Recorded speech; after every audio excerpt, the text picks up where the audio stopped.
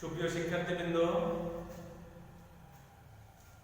কুমারখালী সরকারি কলেজ কর্তৃক আয়োজিত অনলাইন শিক্ষা কার্যক্রমের ধারাবাহিকতায় আমি মোহাম্মদ মোশাররফ হোসেন চৌধুরী, প্রভাষক রসায়ন বিভাগ, তোমাদেরকে আজকে রসায়ন ক্লাসে সুস্বাগত জানাচ্ছি। তোমরা জানো আমি তোমাদের জন্য গত ক্লাসে গুণগত রসায়ন চ্যাপ্টারের গত ক্লাসে আমরা পরমাণু মডেল নিয়ে আলোচনা করেছিলাম। আমি ব্যক্তিগতভাবে গত ক্লাসে তোমাদেরকে বোর পরমাণু মডেল সম্পর্কে ধারণা দিয়েছি। বোর পরমাণু মডেল তিনটি ধারণার উপর প্রতিষ্ঠিত। আমি বলেছি শক্তিস্তর সম্পর্কিত ধারণা, কণিক ভরবেগ সম্পর্কিত ধারণা এবং ফাইনালি আলো শোষণ বিকিরণ সম্পর্কে ধারণা। এই তথ্যগুলো এই ধারণা বোর পরমাণু মডেলের স্বীকার্যসমূহ, বোর পরমাণু মডেলের সীমাবদ্ধতা ইত্যাদি নিয়ে আমি তোমাদেরকে আলোচনা করেছি, বোঝানোর চেষ্টা করেছি। এর পরবর্তীতে আমরা বলেছিলাম যে আমরা এর পরবর্তীতে তোমাদেরকে সম্পূর্ণ নতুন একটি টপিক কোয়ান্টাম নাম্বার সেই সম্পর্কে আলোচনা করব। কোয়ান্টাম নাম্বার আলোচনা করার পূর্বে শিক্ষার্থীদেরকে আমি একটি ছোট্ট একটি টপিক নিয়ে তোমাদেরকে আলোচনা করতে চাই। ব্যাপারটি হলো ইলেকট্রনের দ্বৈত ধর্ম। বিভিন্ন বিজ্ঞানী বিভিন্ন ভাবে পরীক্ষা নিরীক্ষা করেছে। বিজ্ঞানী শ্রোডিঙ্গার, বিজ্ঞানী ম্যাক্সওয়েল, বিজ্ঞানী ডি ব্রগলি বিভিন্নভাবে পরীক্ষা করে দেখেছে যে ইলেকট্রন অতি ক্ষুদ্র আকারে একটি কণা, তার কণা ধর্মের সাথে সাথে তার তরঙ্গ ধর্ম বিদ্যমান। অর্থাৎ ইলেকট্রনের ভিতরে দুই ধরনের প্রকৃতি, দুই ধরনের নেচার বিদ্যমান, যেটাকে আমরা বলি ইলেকট্রনের দ্বৈত প্রকৃতি, যেটা একটা খুব সহজ একটা সমীকরণের মাধ্যমে বিজ্ঞানী লুইস ডি ব্রগলি 1924 খ্রিস্টাব্দে এই ধারণাটা প্রতিষ্ঠা করে।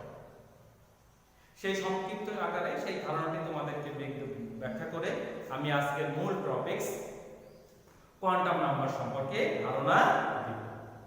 আসো, বিজ্ঞানী লুইস ডি ব্রগলি তার একটা মতবাদ আছে যেটাকে আমরা বলি ডি ব্রগলির মতবাদ। এই মতবাদ অনুসারে ইলেকট্রনের দুই ধরনের প্রকৃতি ব্যাখ্যা করা যায়। রাদারফোর্ডের পরমাণু মডেল, বোর পরমাণু মডেল, যেখানে মূলত ইলেকট্রনকে কণা হিসাবেই দেখায়, কিন্তু এই কণা ধর্মের পাশাপাশি ইলেকট্রনের তরঙ্গ ধর্ম বিদ্যমান, যা ডি ব্রগলির সমীকরণের মাধ্যমে বোঝা যায়। কিভাবে ডি ব্রগলির সমীকরণ প্রতিপাদন করা যায়, বা কখনো যদি প্রশ্ন আসে ইলেকট্রনের দুই ধরনের প্রকৃতির বিদ্যমান বা ইলেকট্রনের দ্বৈত প্রকৃতি ব্যাখ্যা করো, তখন তোমাকে এই সমীকরণটি ব্যাখ্যা করতে হবে। কিভাবে সমীকরণটি প্রতিপাদন করা যায়? আমি যদিও সময় স্বল্পতার কারণে আমাদেরকে 15 থেকে 17 বা 20 মিনিটের ভিতরে ক্লাসটা শেষ করতে হয়, যে কারণে কিছুটা লেখা আমরা বোর্ডে রেখেই তোমাদের বোঝার সুবিধা। আসলে এত সংক্ষিপ্ত উপায়ে, এত সংক্ষিপ্ত সময়ে বোঝানোটা, তারপরে আমরা চেষ্টা করি যে তোমার যাতে কিছুটা তুমি এই অতিমারির মধ্যেও, করোনা ভাইরাসের মধ্যেও বাড়িতে থেকে পড়াশোনাটা চালিয়ে নিতে পারো। কি করে বিজ্ঞানী ডি ব্রগলি? বিজ্ঞানী ডি ব্রগলির একটা সমীকরণের মাধ্যমে কিভাবে প্রতিপাদন করা যায়? বিজ্ঞানী ডি ব্রগলি ইলেকট্রনে যখন তুমি কণা, ইলেকট্রনকে যখন কণা হিসাবে বিবেচনা করবা, কণা পার্টিকেল ধর্ম বিদ্যমান, তখন লেখা যায় E সমান mc স্কয়ার। এখানে E সমান বিকিরণ শক্তি, m সমান ইলেকট্রনের ভর, c সমান ফোটনের বেগ, আলোর বেগ। লেখা যায় E সমান mc স্কয়ার। এই ইলেকট্রন যখন কণা ধর্ম বিদ্যমান, বিজ্ঞানী নিলস বোরের পরমাণু মতবাদ, কৌণিক ভরবেগ মতবাদ অনুসারে আমরা পড়েছি কৌণিক ভরবেগ মতবাদের ভিতরে ইলেকট্রনের সময় ইলেকট্রনের একটা ধর্ম ছিল mvr সমান nh/2s পাই বা E সমান h নিউ। সেখান থেকে দেখা যায় E সমান hc/λ। ইলেকট্রনের যখন ওয়েভ ধর্ম থাকে, যখন তরঙ্গ ধর্ম বিদ্যমান, তখন লেখা যায় E সমান hc/λ। H সম্পর্কে আমরা আগে থেকেই জানি, প্লাঙ্কের ধ্রুবক, ম্যাক্স প্লাঙ্কের কোয়ান্টাম তত্ত্ব থেকে আসছে।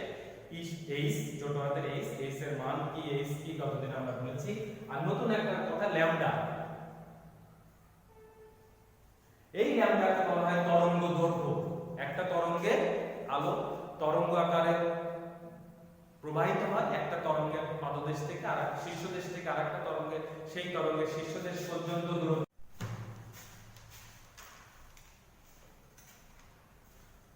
অর্থাৎ ইলেকট্রনের ল্যাম্ডা সম্পর্কে বলছি। ল্যাম্ডা হলো তরঙ্গ দৈর্ঘ্য, একটা তরঙ্গের শীর্ষদেশ থেকে আরেকটা তরঙ্গের শীর্ষদেশ পর্যন্ত দূরত্বকে বলা হয় ল্যাম্ডা। তার মানে ইলেকট্রনের যখন তরঙ্গ ধর্ম থাকে তখন লেখা যায় E সমান hc/ল্যাম্ডা। এখন একটা ইলেকট্রনের ক্ষেত্রে এই দুইটা শক্তিকে যখন সমান হিসেবে বিবেচনা করা হয়, বিকিরণ শক্তি যখন সমান হিসেবে বিবেচনা করা হয়, তখন লেখা যায় mc² সমান hc/ল্যাম্ডা। এই দুইটা রাশি পরস্পরের সমান, বা mc সমান c/ল্যাম্ডা, বা ল্যাম্ডা সমান লেখা যায় h/mc। ল্যাম্ডা সমান h/mc। এক ইলেকট্রনের ভর, c আলোর বেগ, h প্লাঙ্কের ধ্রুবক, ল্যাম্ডা তরঙ্গ দৈর্ঘ্য। কার থাকে? একটা তরঙ্গের থাকে। এটা যদি ইলেকট্রনের ক্ষেত্রে বিবেচনা করা হয়, যে ক্ষেত্রে c সমান v, অর্থাৎ ইলেকট্রনের ক্ষেত্রে ইলেকট্রনের বেগ আলোর বেগের কাছাকাছি, সেক্ষেত্রে আমরা লিখতে পারি c পরিবর্তে v লিখতে পারি। অর্থাৎ আমরা লিখতে পারি ল্যাম্ডা সমান c/mv। ইহাই ডি ব্রগলির সমীকরণ। অর্থাৎ এই সমীকরণের মাধ্যমে আমি দেখতে পাচ্ছি কি আছে এই সমীকরণের ভিতরে। এই সমীকরণের ভিতরে ইলেকট্রনের তরঙ্গ ধর্ম আছে, তরঙ্গ থাকলে তার ল্যাম্ডা গণনা করা যায়, তরঙ্গ দৈর্ঘ্য গণনা করা যায়, আবার ইলেকট্রনের ভরকেও গণনা করা যায়। অর্থাৎ ল্যাম্ডা সমান h/mv। অর্থাৎ ইলেকট্রনের দুই ধরনের ধর্ম এই সমীকরণে বিদ্যমান। এই সমীকরণের মাধ্যমে আরেকটু আমরা বুঝি, এই সমীকরণের মাধ্যমে আরেকটা জিনিস বিবেচনা করা যায়। এই সমীকরণের যদি আমরা তাৎপর্য বিবেচনা করি, তাৎপর্য আমরা এটা পড়বো কেন, জানবো কেন?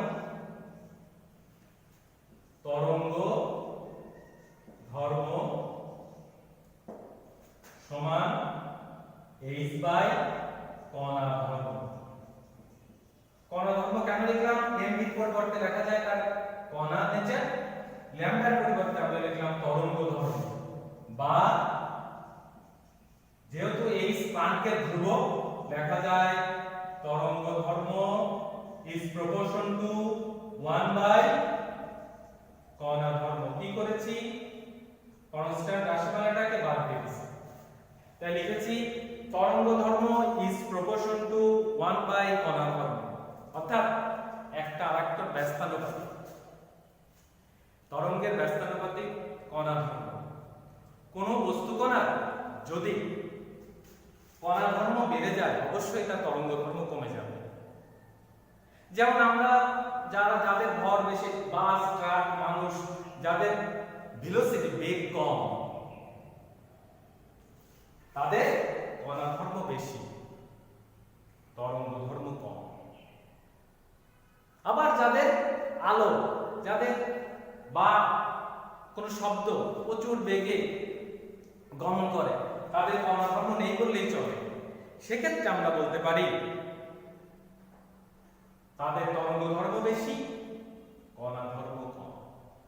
এবং ইলেকট্রনের ক্ষেত্রে তরঙ্গ ধর্ম বা সবার ক্ষেত্রে একটা ধর্মকে আরেকটা ধর্মতে কনভার্ট করা যায়। তরঙ্গ ধর্ম ইজ প্রপোর্শন টু 1/কণা ধর্ম। ইহাই ডি ব্রগলি সমীকরণ।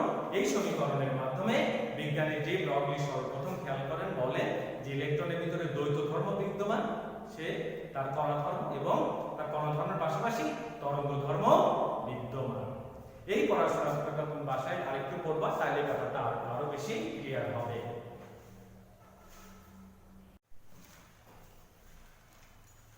সুপ্রিয় শিক্ষার্থীবৃন্দ, ডি ব্রগলি সমীকরণের পরে আমরা বলছি আজকে আমাদের মূল পড়া এই চ্যাপ্টারের সবচেয়ে ইম্পর্টেন্ট বিষয়, যে বিষয়টা তুমি স্পষ্টভাবে ধারণা না থাকলে ইলেকট্রন বিন্যাস বলো, রাসায়নিক বন্ধন, কিভাবে বন্ধন তৈরি হয়, অরবিটাল ইত্যাদি ইত্যাদি ইত্যাদি সম্পর্কে তোমার ধারণা হবে না। এই টপিকসটা নিয়ে তোমার একটা পরিপূর্ণ স্বচ্ছ ধারণা থাকতে হবে।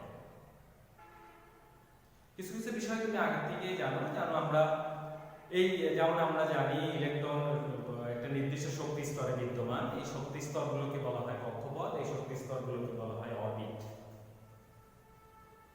কোয়ান্টাম বলবিদ্যা অনুসারে পরমাণুর গঠন, পরমাণুর আকার, আকৃতি, ত্রিমাত্রিক দিক বিন্যাস এবং ঘূর্ণন, এই চারটি রাশিমালা সম্পর্কে তোমার স্পষ্ট ধারণা থাকতে হবে এবং এই চারটি রাশিমালা পরস্পর আন্তঃসম্পর্কিত, তারা পরস্পর রিলেটেড। এই রাশিমালা সম্পর্কে ধারণা দেওয়ার জন্যই আজকের এই পড়া, যেটাকে আমরা বলছি কোয়ান্টাম সংখ্যা। তাহলে কোয়ান্টাম সংখ্যা কি? কোয়ান্টাম সংখ্যা কিছুই না, কোয়ান্টাম সংখ্যা কতগুলো রাশিমালা, কতগুলো নাম্বার, যেই রাশিমালা পরস্পর সম্পর্কিত এবং এই রাশিমালাগুলো জানলে তুমি পরমাণুর আকার, আকৃতি মানে সাইজ, শেপ, ত্রিমাত্রিক দিকবিন্যাস, স্পিন ঘূর্ণন সম্পর্কে, ইলেকট্রনের ঘূর্ণন সম্পর্কে স্পষ্ট ধারণা পাওয়া যায়। সেই রাশিমালাগুলোকে বলা হয় কোয়ান্টাম নাম্বার। প্রধানত চার কোয়ান্টাম সংখ্যা, চার প্রধান কোয়ান্টাম সংখ্যা, প্রিন্সিপাল কোয়ান্টাম নাম্বার, সহকারী কোয়ান্টাম সংখ্যা, সাবসিডিয়ারি কোয়ান্টাম নাম্বার, চুম্বক কোয়ান্টাম সংখ্যা, ম্যাগনেটিক কোয়ান্টাম নাম্বার এবং স্পিন কোয়ান্টাম সংখ্যা বা ঘূর্ণন কোয়ান্টাম সংখ্যা। ফার্স্ট আসো প্রধান কোয়ান্টাম সংখ্যা। প্রধান কোয়ান্টাম সংখ্যা দ্বারা বেসিক্যালি পরমাণুর আকার সম্পর্কে ধারণা পাওয়া যায়। আকার, সাইজ, অর্থাৎ পরমাণুর আকার সম্পর্কে, আকার কত বড় অথবা কত ছোট, এই সম্পর্কে যে রাশিমালা তোমাকে ধারণা দিবে সেটাকে বলি আমরা প্রধান কোয়ান্টাম সংখ্যা, প্রিন্সিপাল। অর্থাৎ এইটা মেন, এটা প্রধান। আমাদের প্রতিষ্ঠানে যেমন একটা প্রিন্সিপাল থাকে, অধ্যক্ষ থাকে, সেই সমস্ত কিছু ডিসিপ্লিন মেনটেন করে।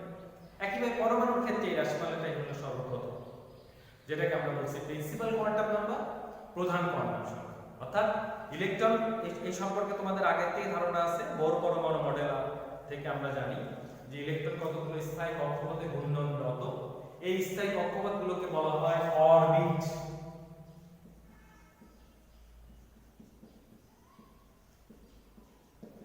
বাংলাতে অরবিট বলেই ব্যবহৃত হয়, এটাকে বলা হয় অরবিট। অর্থাৎ ইলেকট্রনগুলো কতগুলো স্থায়ী কক্ষপথে ঘূর্ণায়মান। এই রাশিমালাগুলো, এই ঘূর্ণনশীল ইলেকট্রন যে কক্ষপথগুলোতে বিদ্যমান, এইটাকেই প্রধান কোয়ান্টাম সংখ্যা দ্বারা প্রকাশ করা হয়। এই প্রধান কোয়ান্টাম সংখ্যাকে ছোট হাতের n দ্বারা প্রকাশ করা হয়। n এর মান 1 2 3 4 ইত্যাদি পূর্ণ সংখ্যা দ্বারা প্রকাশ করা হয়। কোথায় শিখছি এই কথাগুলো? এই কথাগুলো কিছুটা পরিচিত, কারণ আমরা বোর পরমাণু মডেলের প্রথম ধারণা, শক্তি স্তর সম্পর্কিত ধারণা, তখন এই কথাগুলো বলছি। আর কিচ্ছু না, ছোট হাতের n দ্বারা প্রধান কোয়ান্টাম সংখ্যাকে ইন্ডিকেট করে, প্রধান কোয়ান্টাম সংখ্যা বোঝা যায়। অর্থাৎ n এর মান 1 প্রথম শক্তি স্তর, এটা যদি প্রথম শক্তি স্তর হয় সেটা n সমান 1, n সমান 2, n সমান 3। অথবা আরেকভাবে প্রকাশ করা যায় k, l, m, n, o, p ইত্যাদি সেল নাম্বার দ্বারা প্রকাশ করা যায়। এবং n এর মান যত বড়, n এর মান যত বেশি, পরমাণুর আকার তত বড়। অর্থাৎ কারো ক্ষেত্রে কোনো ইলেকট্রন যদি n সমান 2 তে থাকে, আরেকটার ক্ষেত্রে n সমান 3 তে থাকে, তার মানে এটা অবশ্যই বড়। আমি বলেছি প্রধান কোয়ান্টাম দ্বারা আকার বোঝা যায়। আরেকটা কথা, একটা অরবিটের ভিতরে, একটা শক্তি স্তরের ভিতরে সর্বোচ্চ ইলেকট্রন ধারণ ক্ষমতা কত? 2n²। অর্থাৎ তোমাকে যদি জিজ্ঞেস করে তৃতীয় শক্তি স্তর ইলেকট্রন ধারণ ক্ষমতা, সর্বোচ্চ ধারণ ক্ষমতা কত হবে? 2n। অর্থাৎ তৃতীয় শক্তি স্তর ইলেকট্রন ধারণ ক্ষমতা কত? 2 × 3² মানে 2 × 9 সমান 18টি। That's all. প্রধান কোয়ান্টাম সংখ্যা, প্রধান কোয়ান্টাম সংখ্যা বলতে আমরা একটা শক্তি স্তরকে বুঝি, স্থায়ী কক্ষপথকে বুঝি, প্রথম, দ্বিতীয়, তৃতীয়, চতুর্থ ইত্যাদি n এর মান 1 2 3 4 অথবা k l m n ইত্যাদি সেল নাম্বার দ্বারা প্রকাশ করা হয়। এটাকে আরেকটি শক্তি স্তরের সর্বোচ্চ ইলেকট্রন ধারণ ক্ষমতা কত, তার সূত্রটা হলো 2n²। প্রথম শক্তি স্তরে 2টি, তারপর শক্তি স্তরে 8টি, তারপরটা 18টি, তারপরটা 32টি। কোন সূত্র দ্বারা বোঝা যায়? 2n²। দ্যাটস অল প্রধান কোয়ান্টাম সংখ্যা। আজকে আমরা প্রধান কোয়ান্টাম সংখ্যা সম্পর্কে এই পর্যন্তই পড়ব। এর পরের দিনে আমরা ইনশাআল্লাহ পরবর্তী কোয়ান্টাম নাম্বার সম্পর্কে তোমাদেরকে ধারণা দিব। এইটা তোমরা ক্লিয়ারলি ভাষায় পড়বা। এর মাধ্যমে আমার মনে হয় তোমরা প্রধান কোয়ান্টাম সংখ্যা, ডি ব্রগলির সমীকরণ, ইলেকট্রন দ্বৈত প্রকৃতি সম্পর্কে তোমাদের ধারণা হবে। এই বলে আজকের মতো আমি ক্লাস শেষ করছি। সবাই ভালো থাকবে, নিরাপদে থাকবে। খোদা হাফেজ।